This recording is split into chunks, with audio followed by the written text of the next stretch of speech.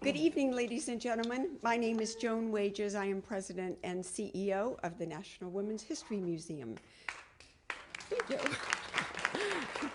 We welcome you here this evening. This is the fourth and final of our conversations that we will be having this academic year. So we are pleased that you can join us this evening for the topic of civil rights. In a quick update, the museum is having a lot of activity these days. We have legislation that actually seems to be moving on Capitol Hill. We had an opportunity to testify yesterday before the House Natural Resources Committee, and they indicated that they would be moving forward on our legislation. And so we are very excited about that, and we're getting a good bit of media coverage. We had a New York Times editorial piece last weekend, and then a long New York Times piece in today's paper. So we're thrilled to be getting some attention and getting some momentum behind our bill moving forward. In particular, I would like to thank several organizations. We have a coalition of women's organizations, and some of them have partnered with us for the program this evening. The AAUW, Linda Holman, the executive director, have been longtime friends. All of these have been. League of Women Voters, Nancy Tate is here. National Alliance for Partnerships in Equity, Lisa Ransom. National Conference of Puerto Rican Women and its metro area chapter, that's Carmen Delgado Vota, who is here, and Milagros Maguire, who is president of the metro area chapter. And then, of course, the National Congress of Black Women, Dr. Faye Williams, who is one of our panelists this evening. I would also like to acknowledge Dr. Jennifer James, who is an associate professor of English and director of the Africana Studies program here at the George Washington University. For her programs, she provided financial assistance for the program this evening, so we appreciate that. Thank you.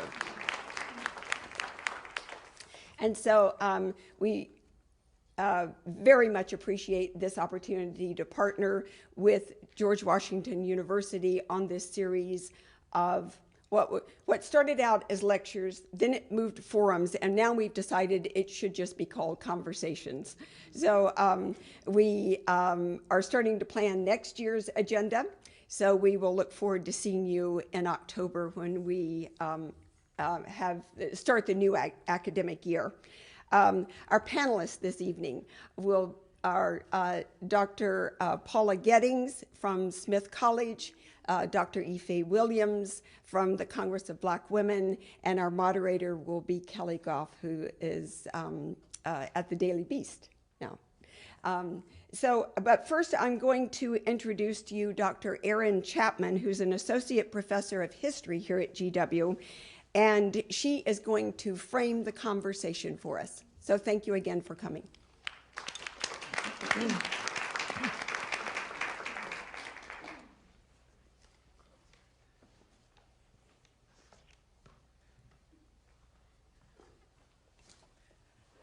Hi, and thank you for coming.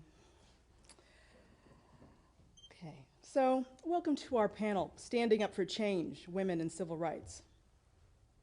Just a few remarks.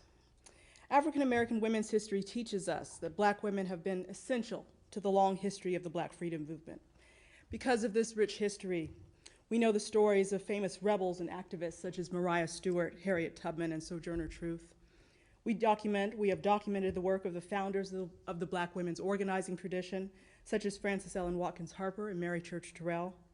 We revere the words of expressive artists like Phyllis Wheatley, Pauline Hopkins, Nella Larson, and Lorraine Hansberry. African American women's history teaches us to remember that women such as Rosa Parks and Ella Baker were not simply brave mother figures inspiring the movement from the sidelines, but savvy, skilled, radical organizers who crafted the grassroots foundation of the civil rights era. Through histories of such women, we remember that the civil rights phase of the larger Black freedom movement depended on the work and sacrifices, networks, and knowledge trust, and dedication of ordinary Black women, maids, cooks, nannies, sharecroppers, hairdressers, teachers, to raise money, rally their communities, and populate the boycotts and the marches that won the movement its successes. So a little bit further, a little bit additional information about our panelists. Professor Paula Giddings was one of the first to help us understand the complex dynamics, not only of African American women's participation and presence in the many stages of the Black freedom movement, but also the racial and sexual politics that shaped the history of their roles. Along with a small cadre of Black women scholars, Paula Giddings helped establish the field of African American women's history. The 1984 publication of her book, When and Where I Enter, The Impact of Black Women on Race and Sex in America, as one friend of mine put it, blew the doors off the field. Moving from the moment of emancipation in 1865 to the publication of the controversial Moynihan Report in 1965, this sweeping history documents the range of organizations, primary leaders, and gendered political debates through which Black women, as both agents and symbols, helped to shape African American history and US society.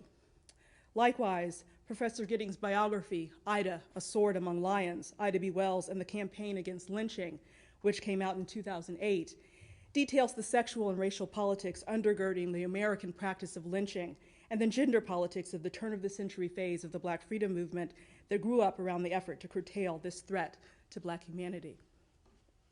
One of the great contributions of Paula Giddings' scholarship is its recovery of the history of the Black women's organizing tradition.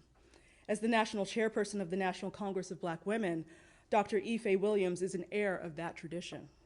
The National Congress of Black Women continues to fight the good fight on behalf of Black women and Black communities. The NCBW engages a range of current racial and gender issues, such as the new disfranchisement of Black and poor communities through the recent decimation of the Voting Rights Act, the severe curtailment of women's access to affordable and accessible outlets of healthcare and reproductive choice, which disproportionately affects impoverished women and women of color, and the new version of lynching shielded by stand your ground and make my day laws that are superficially race neutral, but serve as defenses for deadly attacks on Black humanity, and have not served as viable legal shields for Black people defending themselves against racial and sexual violence. The NCBW seeks to foster Black women's political participation, election to public offices, and appointment to presidential and federal posts. Dr. Faye Williams has worked as a teacher in the Los Angeles Public Schools, a professor of international law at Southern University Law Center, a minister, and an attorney. She has been a congressional candidate, is a radio talk show host and television commentator, and a peace and human rights activist. Keli Goff, this evening's moderator, is an author, political commentator, and blogger through venues such as the Huffington Post, the Daily Beast, The Root, and the Washington Post. Keli's political commentary has been published in Cosmopolitan Magazine, the Boston Globe, Politico, The Atlantic, and the New York Times, to name just a few. She has also appeared on both MSNBC and Fox News programs, so both sides of the debate. Keli is the author of two books, 2009's Party Crashing, How the Hip-Hop Generation Declared Political Independence, is an analysis of the complex and shifting political affiliations and beliefs of the two generations of African Americans who have come of age since the Civil Rights era. Her most recent book, The GQ Candidate, is a novel depicting the presidential bid of a Black and Jewish man and its effect on his circle of friends and family. Ms. Goff's work engages the younger generation's perspectives on long-standing racial and sexual politics as they continue to shape the relationships between women and civil rights issues. With these three great panelists, we look forward to a wonderful conversation. Thank you. Thank you so much, Professor Chapman, for that extraordinary introduction. For a second there, I was wondering if my mom wrote it. But I have to say, I had already read up, of course, on the panelists here this evening, but hearing their accomplishments read out loud, it just reinforces what an honor it is to share the stage with them. And I really see it as my job to do exactly what you all came here tonight to do, which is to simply learn from them and their expertise and their extraordinary experiences. So this is an honor to be here. Thank you so much to the Women's History Museum for inviting me. Someone reminded me that I once said I'm such a fan of the museum and its efforts that I said, whatever you need, anytime you need it, you pick up the phone and call. They said I'm going to start to regret it. I certainly don't tonight, but perhaps down the road. But it's a true honor to be here, and I'm so excited for this discussion. I'm just going to say really quickly a little bit about myself, because I get this sometimes when I write about issues that have to do with history, and people say, what do you know? You didn't go through what a lot of people of previous generations went through. What do you have to say about the civil rights movement? And the short answer to that is, I didn't go through what my parents went through. I will never know what it's like to have gone to a segregated school, which is something both of my parents experienced. My mother was harassed regularly and called the N-word on a daily basis until the day she actually decided to deck the boy who was doing it, who'd been bullying her. And the extraordinary story, this sort of, I think, tells people who say, how can you go on TV and argue with these people or let these men say these mean things to you on air? And I say, because I'm my mother's daughter. She decked that bully, and when she went to the principal's office and they were talking to the white principal, and he says, she hit me, and my mother says, well, he's been calling me the N-word for the last week every day.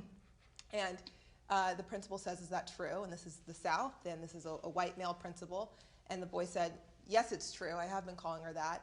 And he said, okay, I can't stop you from doing that, but I'm also not going to stop her from hitting you. So that's the kind of mother I come from. That's one of the reasons I care about these issues, because I will never forget what my parents went through so I could sit on this stage right here today.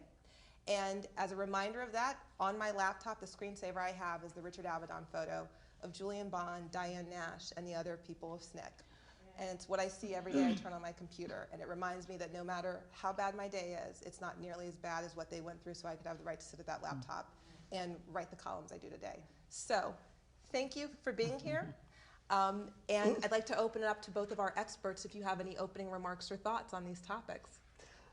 Thank you, Kelly, and thank you, Dr. Chapman, and thank you to the National Women's History Museum and everyone. I'm very excited to be here, and I just can't help myself. When I was in third grade, I was called names. I grew up in Yonkers, New York, and my mother actually came to the school and gave the children a history lesson.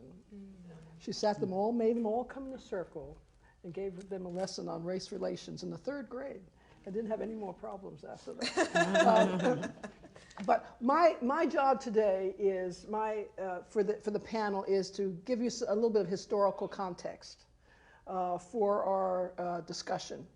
And I wanted to, so I thought about how in a very short, because this would be a very short sort of opening salvo, hopefully, to reflect the themes and the points of the program. So what I decided to do was to think about one really major historical event that has lots of connections to the past and to the present. And it's not comprehensive. I'm just going to lightly touch on a couple of things that someone interested may want to follow up with questions.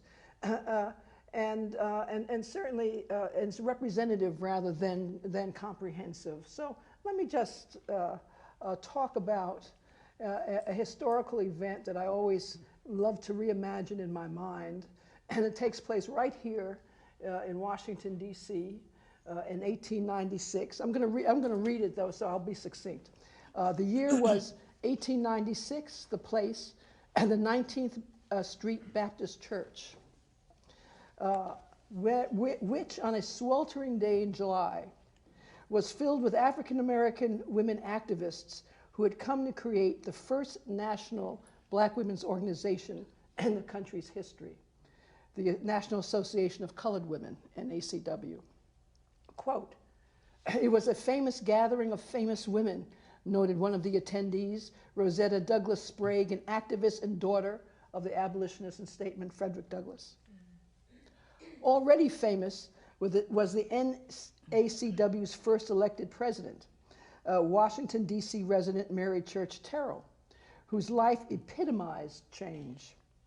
17 years after her election, she was asked by the newly formed sorority at Howard University, Delta Sigma Theta, to lead them in the Great Women's Suffrage Parade down Pennsylvania Avenue in 1913, at a time when the mainstream white women's organizations were determined to exclude black women. The sorority was the second such organization that was founded. The first was Alpha Kappa Alpha, established in 1908. I know I have to do both. Established in 1908, Didn't have and to. both entities, as well as other organizations and sororities after them, took the NACW as their model, particularly its values around education. In fact, at a time when Booker T. Washington's industrial education in the trades had gained ascendancy, it was the desire and determination of black students to be scholars in the liberal arts tradition that was the motive for the founding of the Black Greek letter organizations, including those of the guys. 40 years later, after that parade, Tyrell could be seen on picket lines with her cane and hearing aid.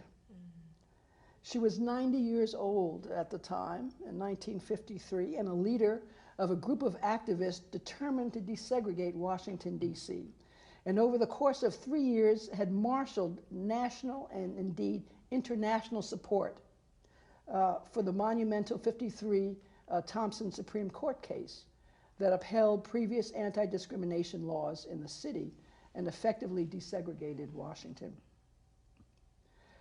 During the course of that historic 1896 meeting, the women also paid tribute to those who had come before them: Phyllis Wheatley, Margaret Garner, Sojourner Truth. But they were fortunate to have among them the great abolitionist Harriet Tubman, who was there at this meeting in 1896 and then in her 70s. Tubman had escaped from slavery in 1849 and led hundreds of others to do so, most spectacularly as the only woman to lead a military campaign.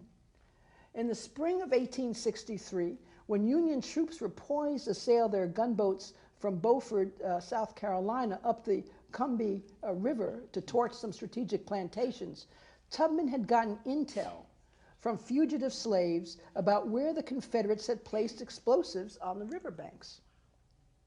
As a result, the gunboats completed the raid unscathed, and Tubman led the escape of 750 South Carolina black men and women to freedom in that one raid. It's so fitting that in 1974, the Combahee Collective, another grounding black feminist organization, was named after that moment in history.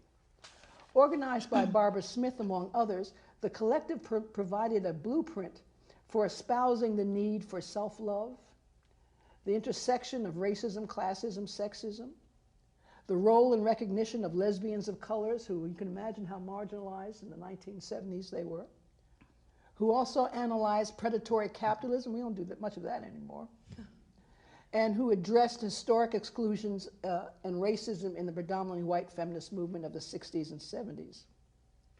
Charlene de Blasio, I love making all these connections. Charlene de Blasio, the wife of the mayor of New York, I'm happy to inform you, was a member of that Combahee Collective. I just met her at an award ceremony for Barbara Smith. Another attendee back in 1896 at that 96 meeting was Ida B. Wells Barnett. Of course, I couldn't leave without talking about her, who came to Washington with her 4-month-old child, Charles, to share in the historical moment of that great meeting in 1896. At the end of the meeting,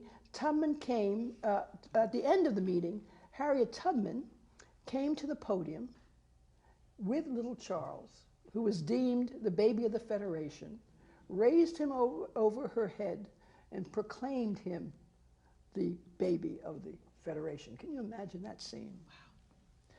It was Wells Barnett's anti-lynching campaign, especially after its triumph in the British Isles, that was a catalyst for the founding of the NACW, and the issue of racial violence and sexual exploitation subsequently became central to the activist agenda of subsequent organizations such as the NAACP, which, despite efforts to exclude her — that's another story you can ask about — she was a co-founder of.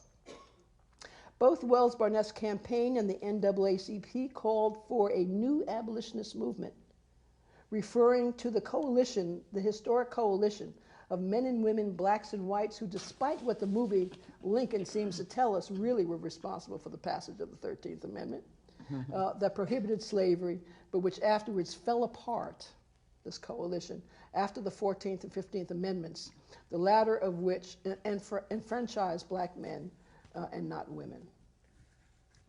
Wells Barnett, who had the grit and determination subsequently seen in Fannie Lou Hamer, who, like Rosa Parks, was an anti-rape activist. We don't talk about Parks in those terms very much.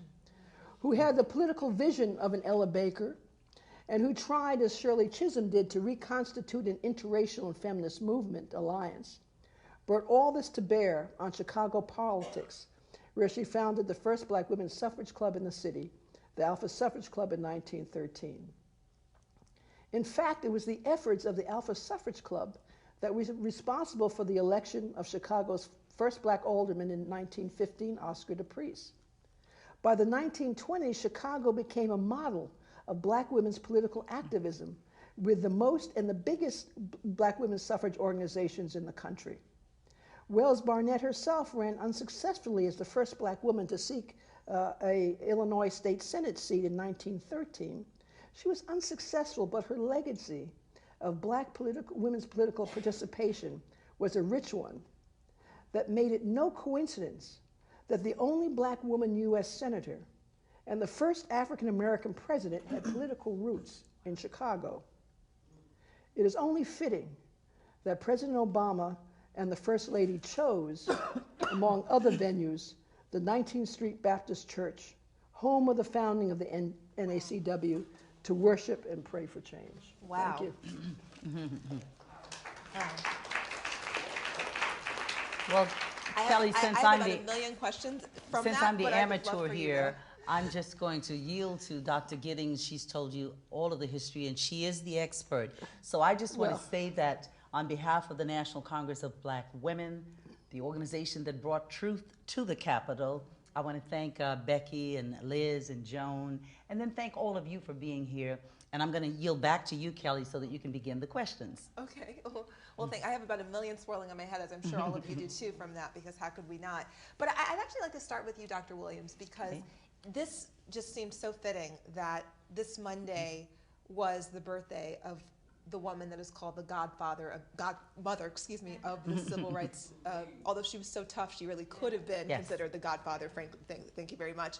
But of Miss Dorothy Height, and I was extremely touched, and I will say pleasantly surprised to see that she landed a Google Doodle. Does everyone know what that is? I saw that. Yes. I saw that. And that's, quite an extraordinary accomplishment. I mean, there are plenty of presidents who have never been the subject of a Google Doodle. And for those who don't know, because there are probably a couple people scratching their heads, that's when you go to the homepage, the landing page for Google, and you see an image drawn. So, for instance, on St. Patrick's Day, you'll see probably a leprechaun or a rainbow or something to that effect. And so this is quite an extraordinary accomplishment, and not one that they extend to everyone. So that's a testament to her incredible legacy. She would have been 102 on Monday. So it got me to thinking, do you have any recollections of Miss Height? Oh, I do. Thank you for asking. There's a Chinese saying that it's the women who hold half the world up. But in the case of the civil rights movement, it was about 3/4 of the women in our community. And Dr. Height was one of those people. I met Dr. Height when I was about 17 years old. So naturally, Paula, that means that I'm a Delta, right? And I just made Delta Sigma Theta. She learned my name that day, and to the day she passed on, she never forgot my name. She always greeted me by name. She was my neighbor. She was my friend. She was my soror. And whenever, even though we had two different organizations, hers the National Council of Negro Women and ours the National Congress of Black Women, I would go to the Rock, Dr. Height, for advice when I was having some challenges, and she always had great advice, and she would always remind me, as she did other women, that we black women don't always do what we want to do, but we sure do what we have to do. And so every day that I go to work, I think about that. Maybe this is not something I want to do, but certainly it is something I have to do, and I'm inspired by that every day. So I'd like to follow up with a question to both of you, which is, if you ask the average high school student, most of them know who Rosa Parks is, they know who Harriet Tubman is, and those are both obviously extraordinary women. But I would say that Dr. Height is one of those incredibly, immensely influential figures of the civil rights movement that not enough students know enough about or to know her name. And that's one of the reasons I was so touched that Google paid tribute to her, because I think there are a lot of students who will. Can you talk a little bit about who some of the other women that you both feel are the unsung heroes that we should all know and we should all leave here and go home and Google? Well, I think Dr. Giddings mentioned a lot of them, but in the case of teaching our children about their heroes and sheroes, you can't teach what you don't know. And I remember when we were attending predominantly black schools, black history was really big in those schools. So I sometimes go to schools now and I see that people do attempt to teach black history, but I think we lost the opportunity to know so much about our ancestors when we moved from our schools and moved into other schools. And I'm not suggesting that was wrong. All I'm saying is we did lose something because we didn't get as much of our history as we normally would have gotten. But there are many women whose names will probably never be known because women were marginalized even in the civil rights movement. We're just beginning to read about some of them. Dr. Giddings mentioned a lot of them, like Fannie Lou Hamer. I mean, Fannie Lou was a very strong woman, did many things. There was just you know, you think about it, Rosa Parks. She named Rosa Parks. But Ella Baker, she's mentioned her. Those are the ones we kind of know. But then there are many others who did many things. Diane Nash is probably one of the most unsung sheroes that we have. This was a young woman, very young. I know the others were young at one time, but Diane was just in her early 20s when she was directing the Freedom Rides and when she had to deal with a bus being burned down and finding more people and inspiring them to go down south to ride those buses. So I praise Diane Nash all the time. And of course, there were the Ladner sisters, whose names we Joyce. don't often hear. And Yes, yes, and Joyce. Dory and Joyce. There are just so many that it's hard to name all of them. And then we had the pre-civil rights women, and then we got the post-civil rights. But I still think we're in the civil rights period, so I could name some of those too who are doing many things. But I believe we heard many of them, and Dr. Giddings may like to comment further on that. One of the things that strikes me about Dr. Height was really important. I talked somewhat about Black women's organizations, and she actually modernized the Black women's organization. Talk about that. Well, she came from the Y. She rose up in the YWCA, even as a member of the national board. And she began to understand in the mid and late 40s, very important of how to structure a Black women's organization to be effective. And she brought that to Delta Sigma Theta and later to the National Council of Negro Women, and did many important things, including opening it up to the world. The Deltas had their first international chapter under Dorothy Height in Haiti, where aid was given to Haiti and so on. And so that kind of contribution often doesn't get into the history books. And she was, you know, she was very, she didn't complain very much. I didn't know as well. She graciously sat on the stage that day. She was very Yes. gracious, but she talks, only one time I've seen this, in a book called Gender Talk by Beverly Guy Sheftall and Janetta Cole, where she talks for the first time about how the men in the Big Six really shunned her and marginalized her.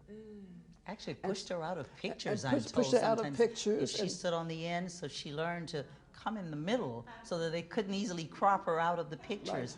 But you know, they do that same thing today. I mean, it's not so different from today. I interviewed Gloria Richardson, who was one of the only women listed on the program at the March on Washington. And I believe she and Myrlie Evers are the two sole surviving women who actually had their names listed on the program. Myrlie ended up not being able to make it that day, but her name remained on the program. And Miss Richardson was very emphatic that she faced a lot of sexism within the movement. And it was interesting to me because I've certainly heard other experts talk about, you know, stories like that, but it is interesting to me how much it seems like people still don't really want that to be part of the narrative, because when the interview ran with Miss Richardson, there was a lot of reaction to it, and not all of it positive, where people said, well, I think she was exaggerating, or, you know, misremembering perhaps being a victim of sexism. And so I thought that was really interesting, particularly because you both are speaking so candidly about how that has been an ongoing. Yes, and we needn't be ashamed of it, because it's true in our nation. It's true in the world. I mean, if you think about, say, the Catholic Church, for example, you have nuns who have doctorate degrees, but they can't be cardinals, they can't be bishops, and they certainly can't be popes. So we've got a lot of work to do still. The civil rights movement, the women's rights movement, they're still not over. We've still got a lot of work to do. One of the most interesting things I read about Dr. Haight's contributions is that she helped initiate Wednesdays in Mississippi, Yes. which I was not familiar with until I was reading up on her. And for those who don't know, and please stop and correct me if I'm explaining it incorrectly, but where she teamed up with other women from around the country of different races, and they would travel down to Mississippi, and it wasn't just to register voters, it wasn't just to protest, it was literally to reach out to women, the women of Mississippi, and to try to achieve cultural understanding on the issue of civil rights, which fascinates me to no end, because I'm a big believer that when it comes to activism, only so much of it is legislation, only so much of it is protest. A lot of it is just living your life. I mean, one of the things I've written about is when you look at an issue like same-sex marriage, a lot of the elected officials who've swung on the issue did not swing because they read a book, not because they attended a protest. It's because they'll say, my neighbor is a gay, I have neighbors who are a gay couple, I really like them, they seem friendly, and they're raising their kids well. So that's one of the reasons I was fascinated that she seemed to recognize this early on. But I couldn't help, of course, thinking about the divide that you mentioned, Dr. Giddings, in terms of within the activist movement, and there's sometimes being a divide between white women and black women. Can you talk a bit about that? I know that's not exactly a small topic, but what are your thoughts on that? I know it's a really easy question. I want to come at it from a slightly different perspective, because I have been thinking about this madly for the last couple of, certainly that question for a long time. But, with this Brothers Keepers initiative that's just come out, and the fact that no funds were relegated for black girls, but for black boys, I was trying to figure out why this is allowed to happen in 2014. And everybody knows that, it's wonderful to give the resources to black youth and black boys in particular, but black girls are in trouble too. So what is it that even feminists let this go, and no one's really talked very much? I mean, a couple of us are. Kimberly Crenshaw, there's a group of us who have been talking about this, but what is going on? And I read, this is a little abstract for, I think, this conversation, because of the time, but I read an interesting piece about, it's called Black Male Exceptionalism, and the author, who is a law professor here at Georgetown, a man, said, one of the issues is that racial justice is seen in the body of a male. And then I started thinking a little bit more, gender justice is really seen in the body of a white female. Interesting. Even, justice, right? Even the icon of justice is a white female. And so I want us to, I want to start thinking a little bit more deeply than the sort of usual, racism, sexism, because what we're having is people who are very liberal, who have great outreach. Susan B. Anthony was one in history who personally was fine, but boy, but the racial question completely myopic and racist. And men who know better, and women who know better. So there's something else that's going on beyond patriarchy and sexism and racism. That's part of it too, and money and politics, that's part of it too. But there's something very deep in our culture that I think we have to address, because if we don't address it, we're never going to have good coalitions.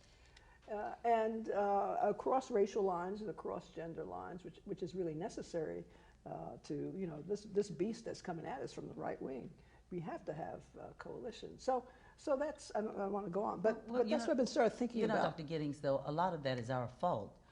Black women have done so many things for so long on so little, and we've been superwoman, superman, super everything in our families, that we have continued to say we are both our brothers and our sisters' keeper, and we haven't demanded that same thing from everyone else. If you look at mainstream media today, when, as you said, the people, even the black people on television and so forth, when you think about women, you think white women. When you think about, blacks, you think of black men. And we don't make enough fuss about that, I don't believe. Somehow people in the media like for you to have something controversial to say, and we're just so busy doing what we have to do in our communities to take care of both our brothers and our sisters that we often forget about ourselves. But there's so many women who did so many things and who continue to do them that we need to begin to bring them forward. Maybe I can do it for you and you can do it for another woman, but it has to be done. We have to do the protest. I agree with you completely. Except also, when we do it, boy, you can get it. I know. I mean, you have to be able to withstand. You can't deal with the heat. You got to get out of the kitchen. Negative criticism. So that's one reason why I think people sort of back up a little bit. But I think you're absolutely right. And that's something that goes across racial lines, because I know that there was a project to get more women submitting op-eds, because there's a huge disconnect. All of the op-eds that are published in major newspapers are disproportionately by men. And part of the argument of the newspapers as well, they submit so many more. And this is one of those things that, as someone who goes on television a lot, I've heard time and time again from media trainers, which is, oftentimes a booker or a producer will call a female expert on a topic, and she'll say, I don't know that I'm quite enough of an expert on that. You call a man, and he'll say, I've never written anything about it, I've never read anything on it, but what time you're in the studio, I'll Google an article, and that's true. Part of the issue. But I couldn't help thinking about this when you were both talking, and I hope I don't cause trouble, but I think it's an important conversation. That's what I do, I cause trouble. Is when Gloria Steinem wrote that very provocative op-ed during the 2008 presidential primary titled Women Are Never Frontrunners. And it was framed very much as arguing that women always have it tougher than men, including black men. And she mentioned Susan B. Anthony and started with this whole thing. And one of the arguments she made is, even black men got the right to vote before women, but of course we all know that's a very simplistic analysis, because there are plenty of black men in Mississippi, Alabama, and elsewhere who very clearly would say, no, actually I didn't have the right to vote until about the 1960s. So there were a lot of problems with the op-ed. That was one of them. But for me, the most obvious problem, and to her credit, Gloria I thought she did a great job of saying there was a lot that got cut out from the first draft and what actually got published, and she didn't want it to be this simplistic of a conversation, just like you were saying. It's too big of a conversation to make it a simple op-ed. But for me, what got left out is, yet again, it seemed like black women were invisible, because it was sort of, black men have it one way. She used a black woman. She tried to use, she said, let's say this were a woman who had a Kenyan father and a white mother, and she had this experience, but it completely missed that there's an entirely different journey, and that's what I thought. In other words, it reminded me of some of the history that Dr. Giddings talked about. It was almost like she was saying a black man didn't have the right to be president before even a white woman was president. And so many black women had supported Hillary up to that point. I mean, so many black women were supporting Hillary, and we supported her to be in the White House as First Lady. And we always give that 90-some% of our vote to candidates like Bill Clinton, who was her husband. And it just seems that we were not being appreciated then, because we were going back to what had happened with the other women on temperance and on women's rights and what have you, where they wanted the white woman to have the vote before the black man. And I say to that's very selfish, and I think we're seeing a little bit of it today, and we need to stop it, because what we do is we diminish our chances for success when we split like that. Black people, when we go to the polls, we almost always know to whom, for whom to vote that's in our best interest. And I'm sometimes puzzled by only 52% or 53% of white women voting for something that's good for them, with the rest voting against it. And this usually happens, say, in a governor's race or what have you. And I'm just baffled by that, because I know many of them, and I know they know that some of the candidates they are voting for are not in their best interest as a woman, just as I know they're not in my best interest as a black woman. So it's a disappointment every time we have an election and white women don't go but so far toward doing something together that's good for both of us. So I'm hoping that starting in 2014, otherwise we're always all going to be in trouble, that we get closer to more of us voting together, not only for our rights as black people, our rights as women, but immigration reform, LGBT rights. I mean, all of those are things that all of us ought to be concerned about. Nothing human should be alien to us.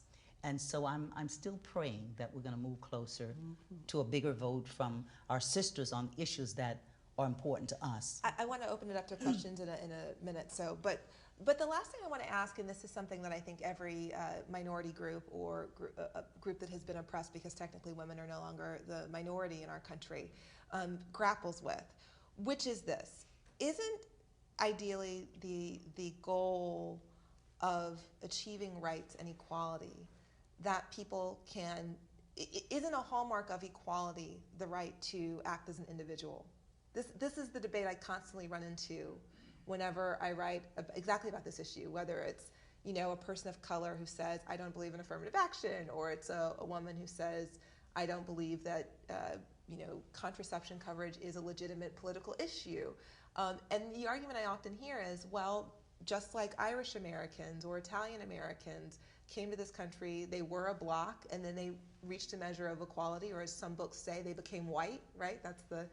And then they split their voting block, because that's the whole purpose, is you become a full American when you have the right to say, I'm voting as an individual, not as a bloc. How do you respond to that?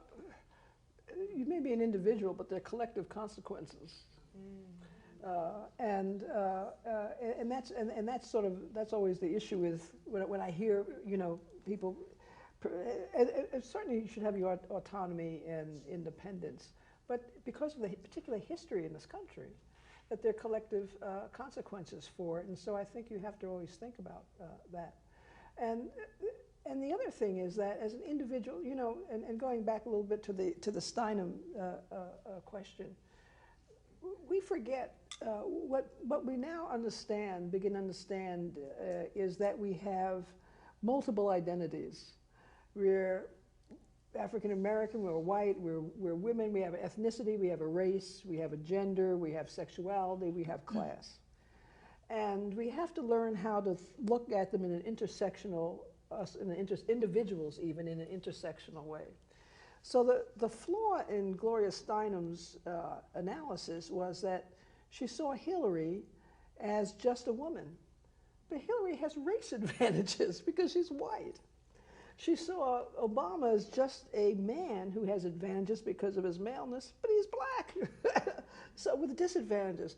So when you lose that intersectional kind of framework, that's when you make mistakes. And of course, it was crazy to use a black woman as the example who has race and gender disadvantages, and without mentioning the disadvantages in the piece. Exactly, that's kind of what got left out. Right. So, but that's part of the problem with all is that that we really think about one.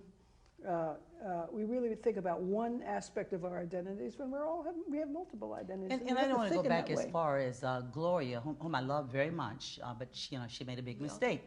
There was also Hillary more recently, when speaking, said something to the effect of the great issue of equality, the great issue of the century was women's equality.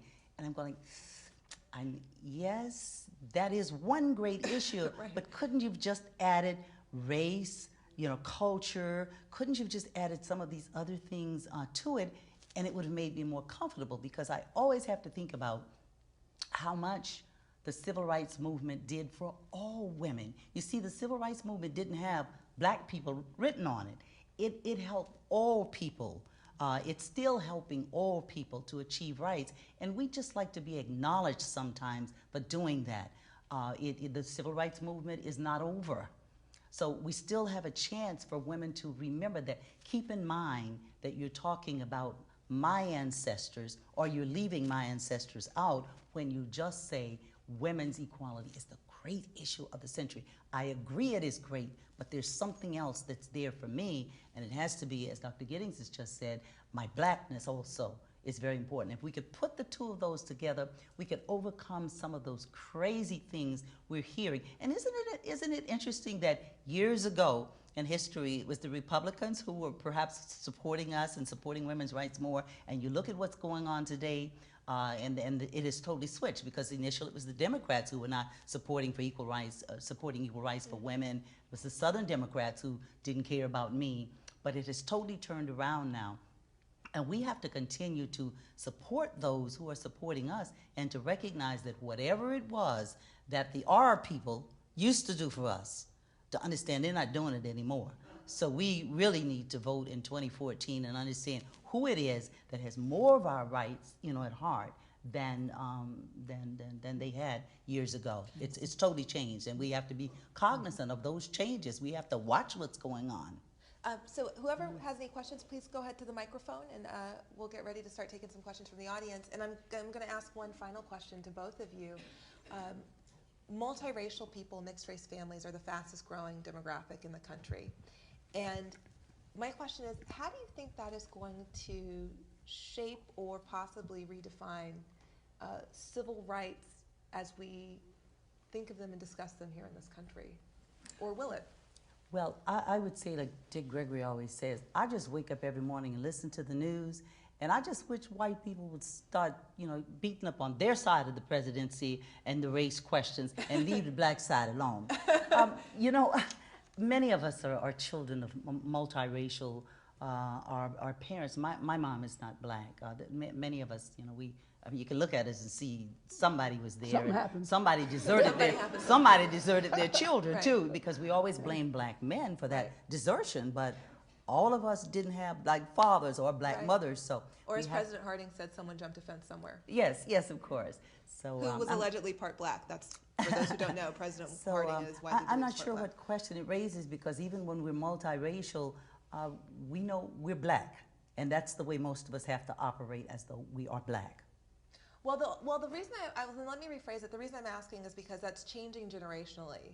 The self-identification is shifting the younger you go, and that's what I'm really curious about. Is because what you just said, I mean, that's very much what I heard in my family. But what you're starting to see now with younger people, they don't necessarily identify that way. That doesn't mean they don't consider themselves minorities. Yes. It just means that there is more complexity to it, and so it is the big issue for them. I mean, because we have people of all kinds of cultures in our families, and I know most people do. So we are learning to get along. When we used to just say, "Oh, those white people," Right. those are our relatives now, the Latinos. Right. Those are our in-laws now, or what have you. So I always say that we can't hate people just because of the color of their skin. We have to understand that there's another relationship there, and now it's called family. Yes. Right. We have to start rethinking what we mean by black community. It's changed, and I can't think of his last name, Washington Post reporter who wrote a book called Eugene Robinson wrote Disintegration. I knew which book you were talking about. Right, exactly. In which he talks about that the black community is now several communities. It's the biracial community, it's the Caribbean American community, it's all kinds of immigrant African communities, and also economic stratification. There's the real elites. There's sort of the almost elites, or as a friend of mine used to say, those who are doing well and those who are doing good, or something like that. And of course the impoverished community. So you can't say. And he says, so anybody talks about the black community, I was talking about really symbolically, because it's not. So we really have to start thinking about that, and particularly, I think these biracial communities. Someone said that only 4 out of 10 African Americans now, 4 out of every 10 African Americans have the experience of slavery, the South, the Great Migration to the North. Right. Well, look at President Obama's one. There's a different black experience. And lots of others have a different experience. So we do have to rethink those categories. So I'm going to turn it over to questions now. But one of the reasons I asked the question, and one of the reasons I knew exactly which book you were talking about, is because I also write for The Root, and 2 of the articles I've written in the last year deal with this issue in terms of how it's going to affect policy on the long term. And the first issue is in terms of the census.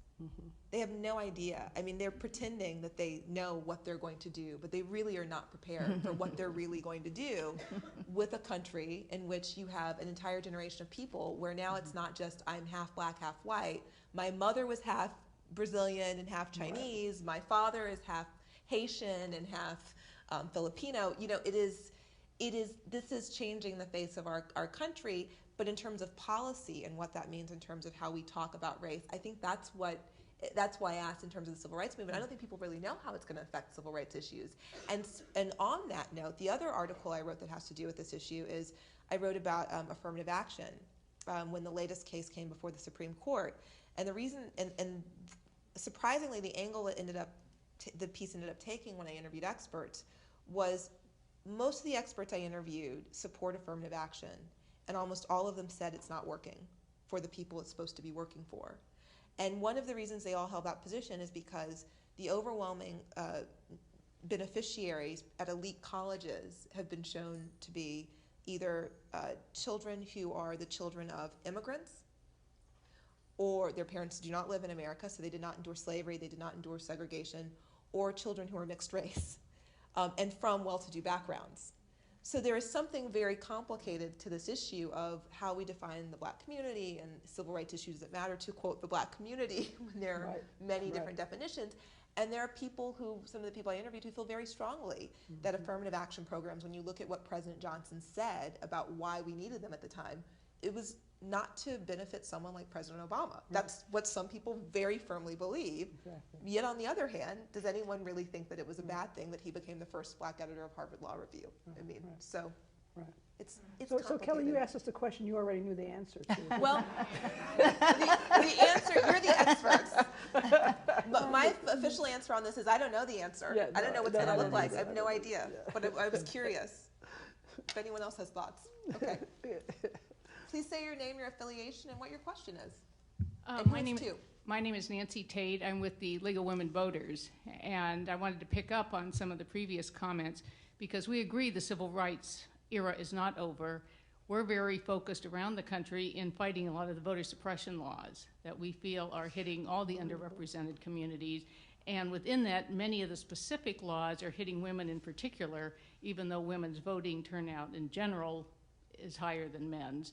So I was sort of surprised you didn't all touch on that too much. It's sort of the most contemporary issue that we see, and I just wondered if you wanted to elaborate on it, or how we can better work together to help fight the laws, but then because a lot of these laws have actually passed, how to get the communities who are affected to understand what the new realities are so they can get around them, so that they can get the identification, so that they cannot be disenfranchised, which is clearly the intent of some of those laws.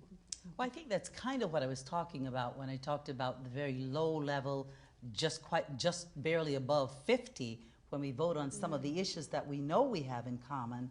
We need to get, even though there are more white women who vote, but a larger percentage of black women vote for the things that benefit us most. So we need to move, I'm still looking for the 3% of the black women who don't vote with us, but I think we need to work on more white women understanding that they should be able to vote in their best interest, not just because their spouses or someone told them to vote a certain way. We have too much of that. We're losing right now. We're losing ground. So we really do need to come together and have a discussion on the question you just asked. A follow-up, though, to her. I don't think I asked both of you this, and it's certainly worth asking this evening. What would you say are the most important civil rights issues of the moment? Single black women have accumulated wealth of $5 is the average. $5. It is the subprime, I mean, there are many things, but the subprime mortgage crisis particularly was the largest transfer of wealth from the black community to the white community that we've ever had in our history. And as long as and that's what gets me so crazy also about Brothers Keepers and the policies that ignore African American women. But that is I think that's a very crucial, there are other issues too, but that's a really crucial issue. Dr. Williams? Well, I agree. It's the economy. Until we get that right, some of the other rights to have don't matter a whole lot. We need to really work on that, and until we get it right, it's just a problem, a big problem. And that's one of the rights, one of the things that we could work together on with all women, all kinds of women. It wouldn't be just about race. There are many single mothers in other communities who need this help. So I think women need to have another conference. We haven't had a real conference of all of us. I go to many conferences. There may be 3 or 4 black women there. There may be no Asian women there. There may be 1 Latino woman there. We really need to kind of even up those groups, and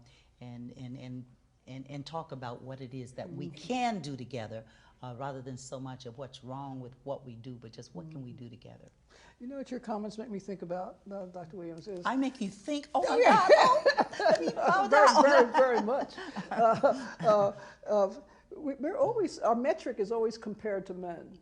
Suppose we had a sense of equity, where we want women to be equal to one another. Suppose we want to suddenly start thinking about those terms.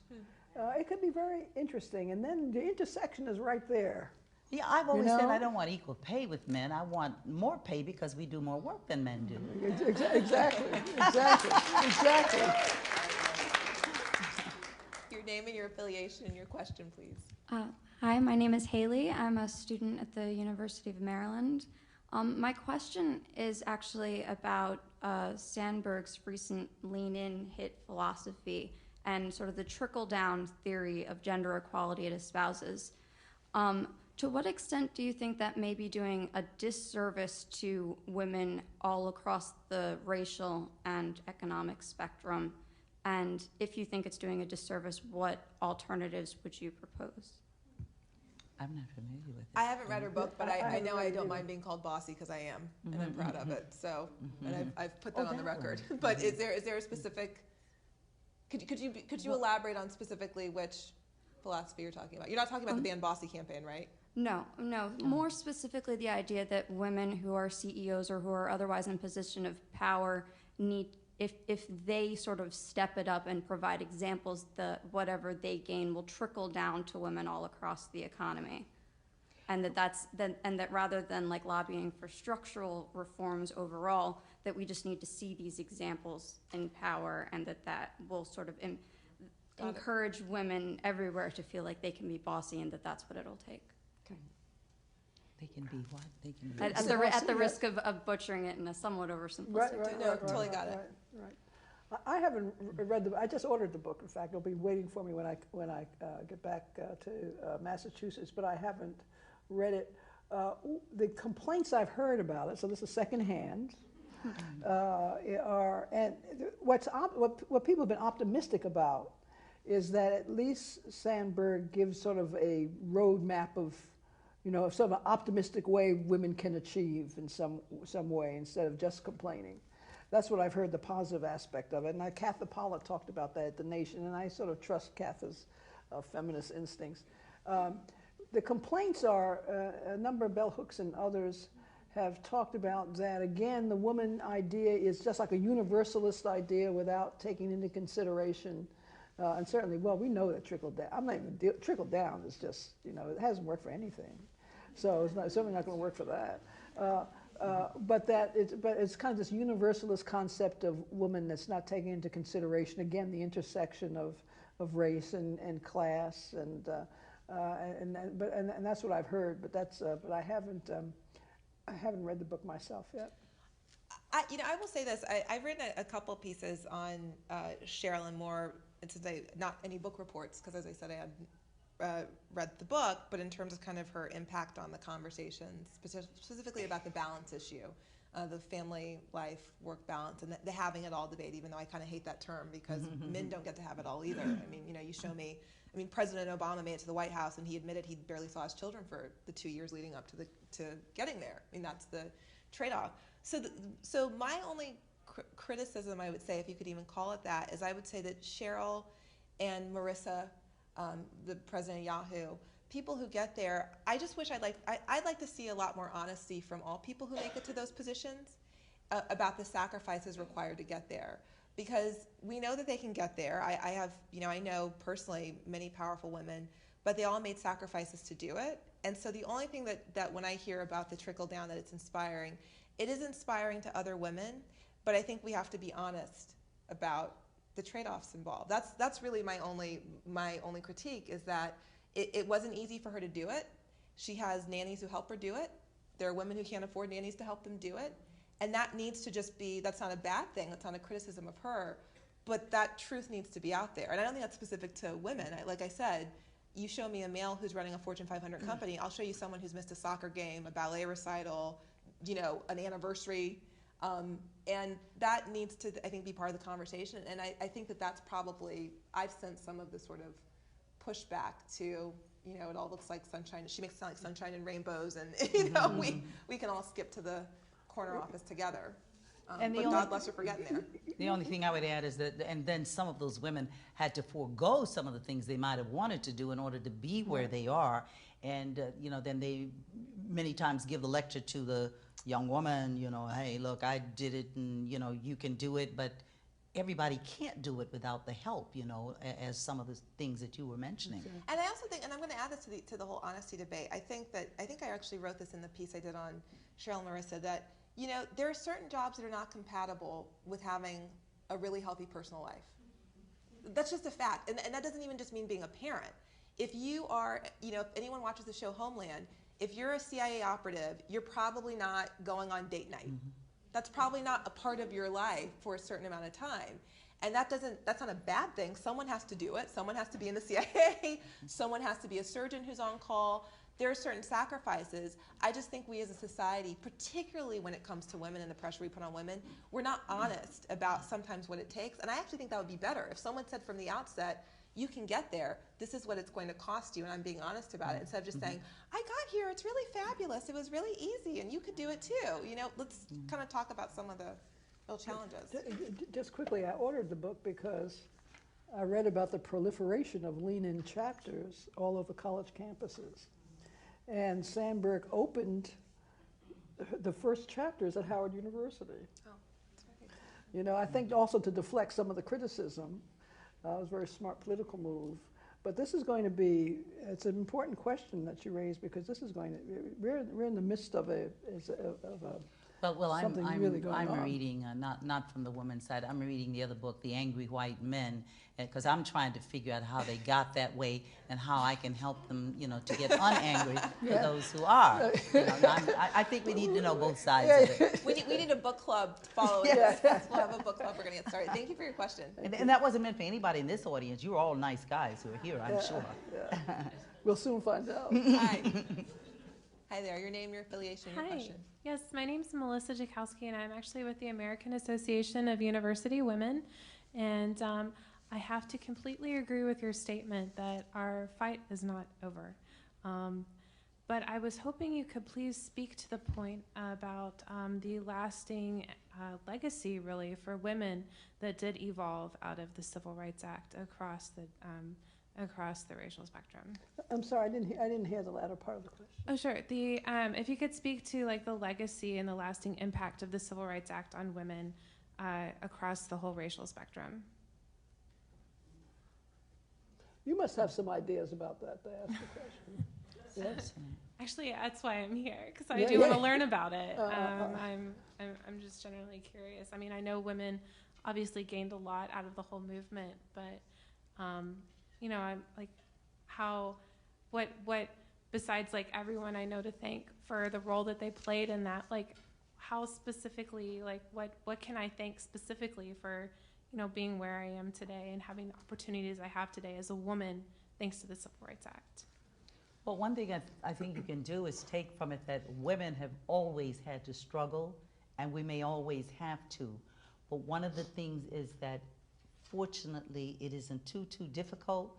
As Dr. Haidt said, we don't always do what we want to do, but we always do what we have to do. And if we'll keep that in mind, that we can do this together and lighten the load on each other, then I think we'll be better off. We have time for one last question. Great, thank you. I'm Rawa with George Mason University. Thank you so much for being here. I learned a lot, at least.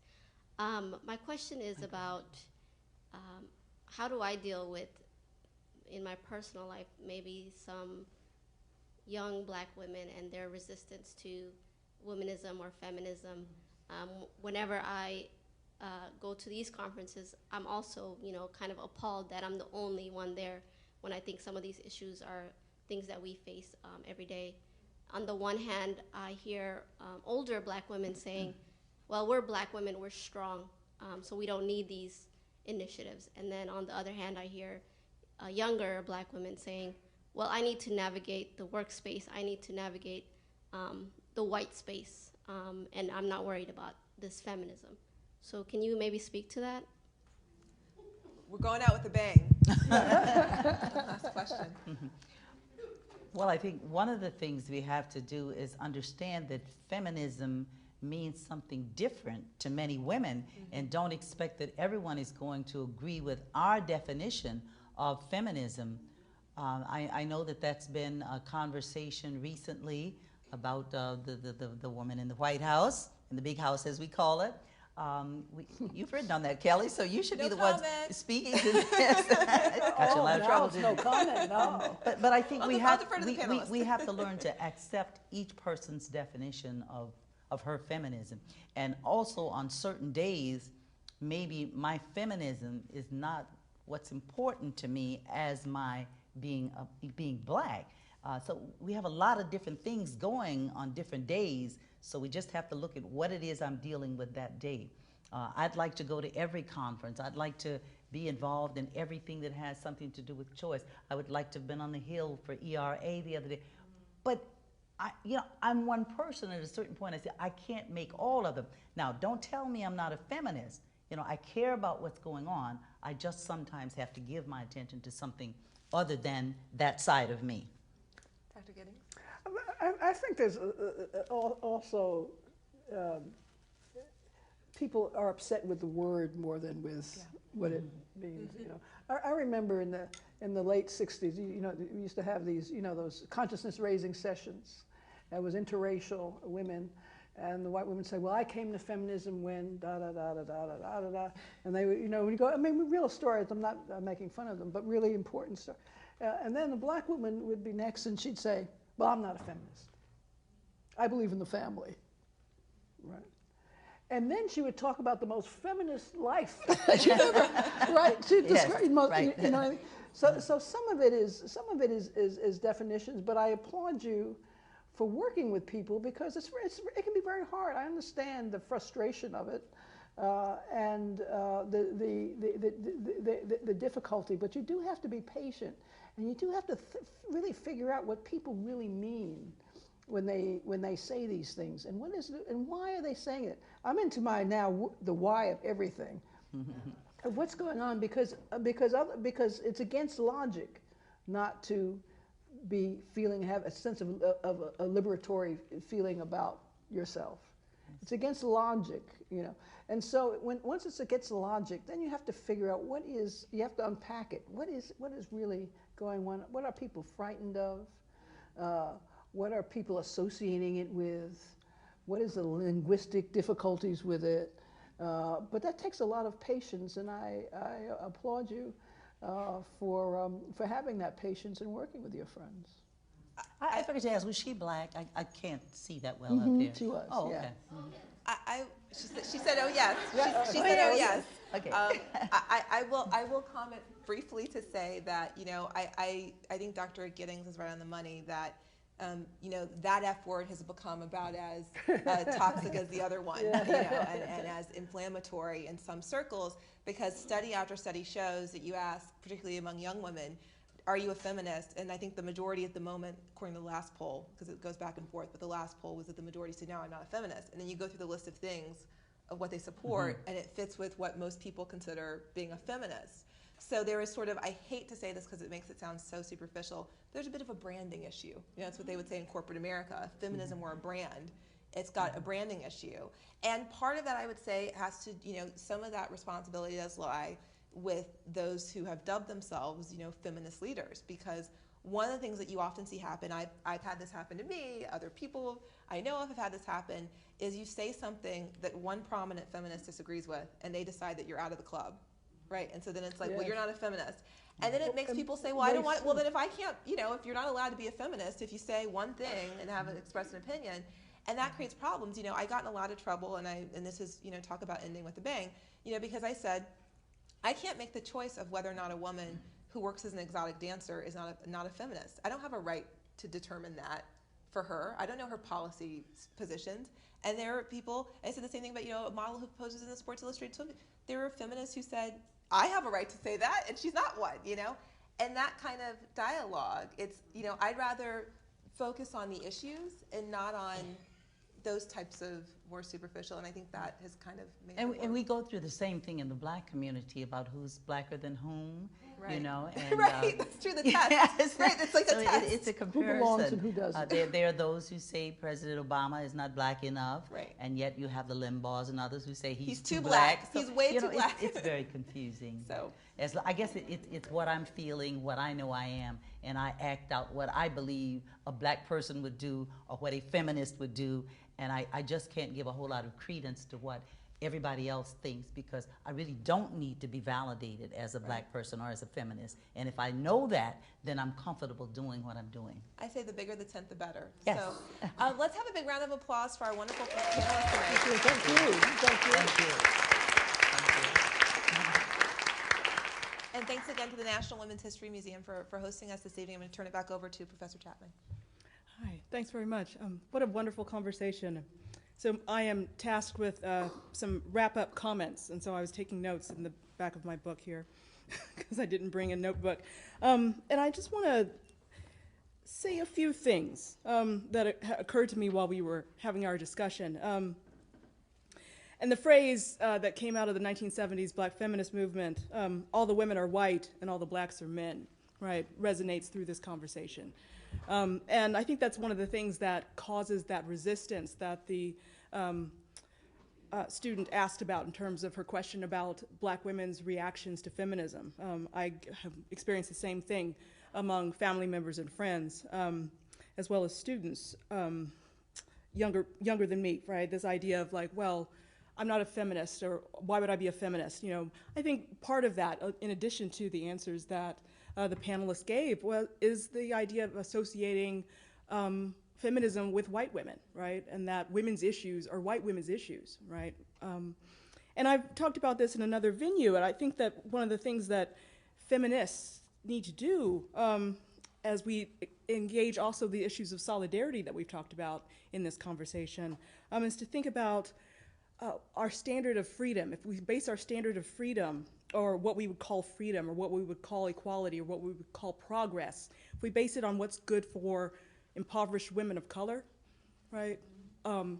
Uplifting impoverished women of color, or fighting for their equality, or fighting for their freedom, however they might define that, will also free those of the rest of us who are more privileged in other ways, who are not impoverished, right? Or who are women but not women of color, or who are men of color, et cetera, right? Eliminating those intersecting oppressions, right?